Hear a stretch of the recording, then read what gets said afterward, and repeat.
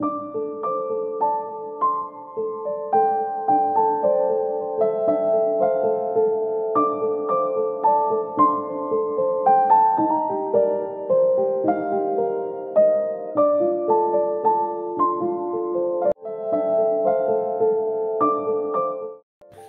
Everyone, good morning. আমি Anumita, blogger অনুমিতাতে তোমাদের সবাইকে জানাই অনেক ভালোবাসার অনেক স্বাগত।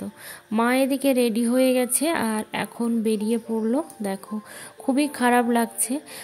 তো মা দুদিন ছিল আসলে বাড়িতে, তো বাবা একা, তো সেই জন্য মা চলে গেল। দেখো এই 2 বছর পরে এসেছিল, 2 দিন মাত্র থাকলো, তারপরে দেখো এখন 6:30 বাজে চলে গেল। মনটা ভীষণই খারাপ লাগছে, কিন্তু কিছু করার নেই, তাই না?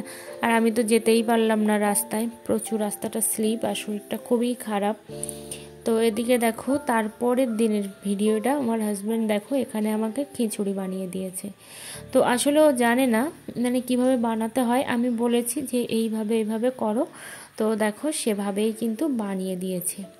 তো আজকে হচ্ছে শনিবার, ব্লগটা স্টার্ট করেছিলাম বৃহস্পতিবারে। তো এই যে দেখো এখন বিকালবেলা, তো আজকে শনিবার, আমার ইঞ্জেকশান নিতে হবে, তো সেই জন্য যাচ্ছি ইঞ্জেকশান নিতে। তো জানি না এইভাবে কতদিন চলবে আর কিভাবে চলবে। তো রাস্তার উপরে এসে দাঁড়ালাম, এখন হচ্ছে বাইকটা বের করছে আমার হাজব্যান্ড। আর কতদিন বাদে, সেই গত শনিবারে রাস্তায় এসেছি আর আজকে শনিবার। ইঞ্জেকশন নেওয়া হয়ে গেছে, চলো এবার বাড়ির দিকে যাওয়া যাক।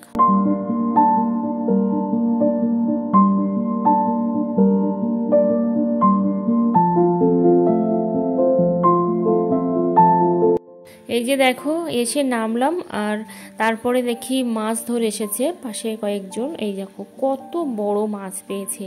এই মাছটার নাম নাকি 7 হাতে মাছ, জানি না কোনো দিন, আর কেমন খেতে লাগে সেটাও জানি না।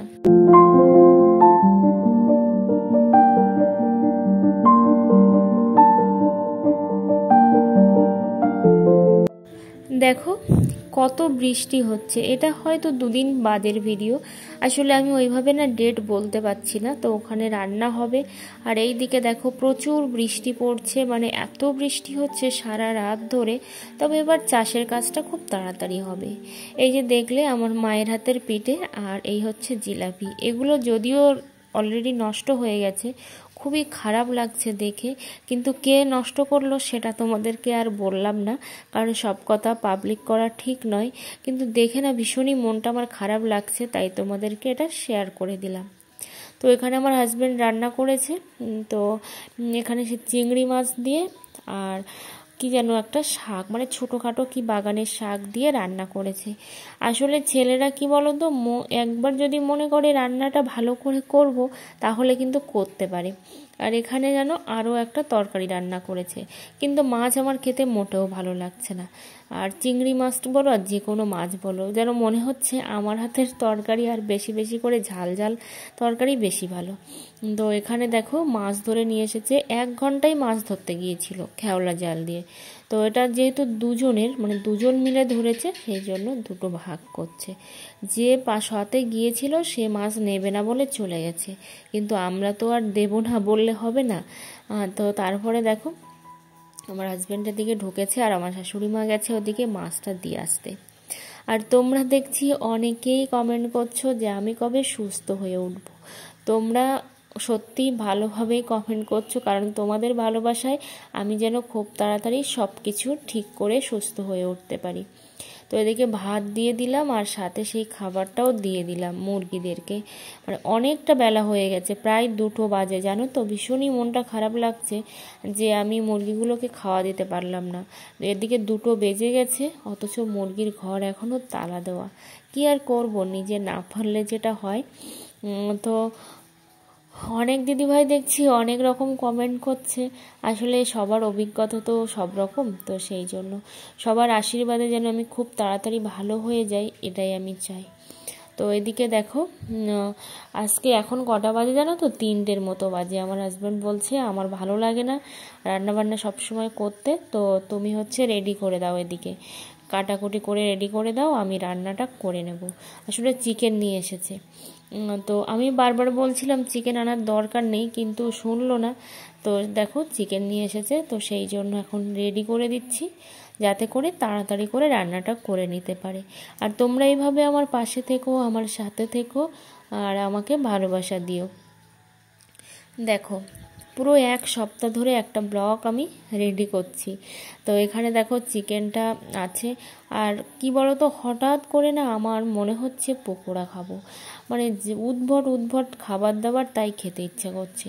এত দিন ধরে এত চিকেন বা মাটন আমি নিজে হাতে রান্না করেছি এত দিন ধরে, মানে 2 বছর ধরে কোনো দিন মনে হয়নি যে আমি পকোড়া বানিয়ে খাবো।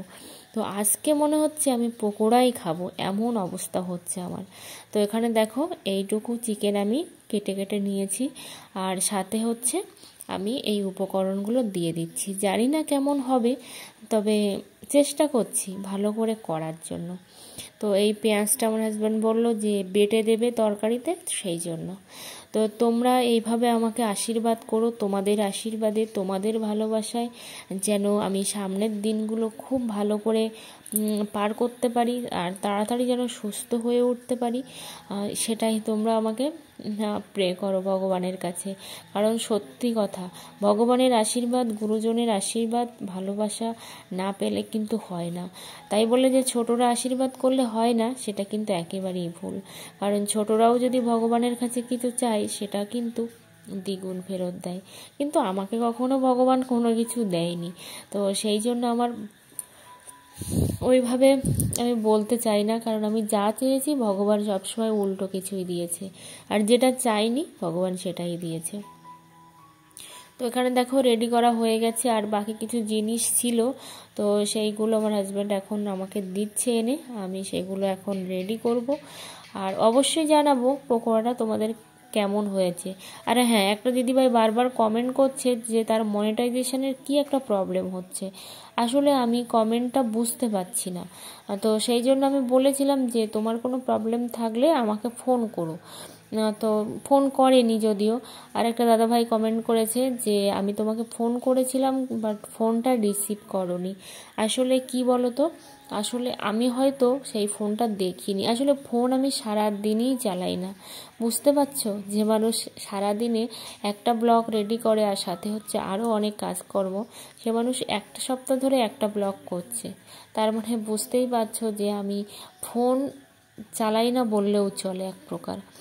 তো সেই জন্য কেউ কিছু মনে করো না বা খারাপ পেও না। এই যে আমার হাজব্যান্ডের রান্না ওদিকে কমপ্লিট হয়ে গেছে, আর এদিকে এই যে পকোড়া ভাজবে, তাই আগে দেখে নিল তেলটা ঠিক আছে কিনা।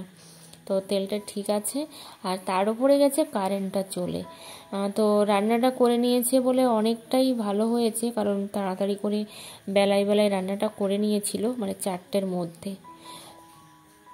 তো আজকে ফার্স্ট টাইম এটা বানাচ্ছে, আর আমি রেডি করে দিয়েছি কিন্তু বানাচ্ছে ফার্স্ট টাইম। তো দেখা যাক কেমন হয়। আর আমার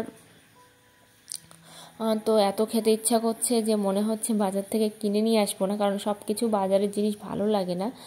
তো সেই জন্য, অথচ কিন্তু আমার মাংস একদমই ভালো লাগছে না খেতে। মাংস তো আমার মোটেও পছন্দ না, কিন্তু এই পকোড়াটা খেতে ভালো লেগেছে। তো যাই হোক, পকোড়া এখন রেডি হয়ে গেছে। তো চলো, এখানে দেখো মুড়ি দিয়ে আমরা খেতে বসেছি। আর তোমাদের যদি কিছু কমেন্ট থাকে অবশ্যই আমাকে কমেন্ট করো, তবে সত্যি কথা আমি সময় মতো কমেন্টে রিপ্লাই করতে পারছি না, তার জন্য সরি। এখানে দেখো ভাত এনেছে আমার জন্য, আমি যেহেতু ওপরে আছি সেই জন্য। তো এর থেকে 2 পিস নয়, 1 পিস মাংস দিয়ে আমি ভাত খাবো। টাটা সবাইকে।